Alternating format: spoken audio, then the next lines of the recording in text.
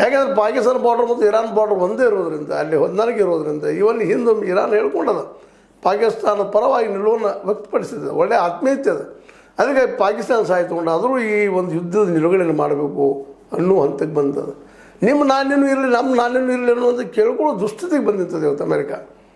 ಹೀಗಾಗಿ ಅಮೇರಿಕ ಇವತ್ತು ಸುನ್ನಾಗೆ ನನ್ನ ಬಿಟ್ಟರೆ ಸಾಕಪ್ಪ ಅನ್ನೋಂಥ ಪ್ರಸಂಗ ಅಷ್ಟಲ್ಲ, ಆರ್ಥಿಕವಾಗಿ ಪೂರ್ತಿಯಾಗಿ ಒಂದು ವೇಳೆ ಯುವಾನೋ ರೂಬಲ್ಲೋ ಇವುಗಳು ಚಳವಳಿ ದಿನಾರಂತೆ ಮೋಸ್ಟ್ಲಿ ಆಗಲಿಕ್ಕಿಲ್ಲ.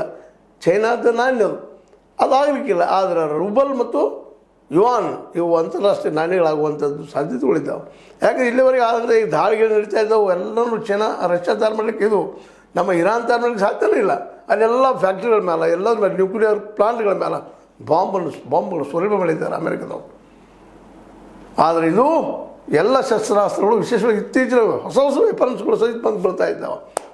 ಈ ಒಂದು ಇಸ್ರೇಲ್ ಮೇಲೆ ಇದನ್ನೆಲ್ಲ ನೋಡಿದ ಅಮೇರಿಕ ಇನ್ನು ನಮಗೆ ಉಳಿಗಾಲಿಲ್ಲ, ಇನ್ನು ನಾವು ಯುದ್ಧಕ್ಕಿಳಿದ್ರೆ ಇದರಿಂದ ಚೈನಾನೂ ಅದ, ಕೇವಲ ಇರಾನ್ ಒಂದರಿಂದ ಇದು ಸಾಧ್ಯ ಇಲ್ಲ.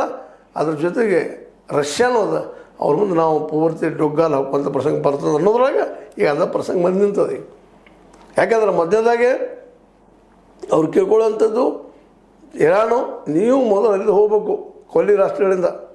ಇದು ದೊಡ್ಡ ಸೆಟ್ಬ್ಯಾಕ್ ಇದು. ಯಾಕಂದರೆ ಇವತ್ತು ಇಡೀ ವಿಶ್ವದ ದುಡ್ಡು ಅಲ್ಲೇ ಅದ, ಎಣ್ಣೆ ಅಲ್ಲೇ ಅದ, ಗ್ಯಾಸ್ ಅಲ್ಲೇ ಅದ, ಅಲ್ಲೇ ದುಡ್ಡು ತಿರುಗ್ತಾ ಇದೆ, ಸೆಂಟ್ರಲ್ ಆಫ್ ದ ವರ್ಲ್ಡ್.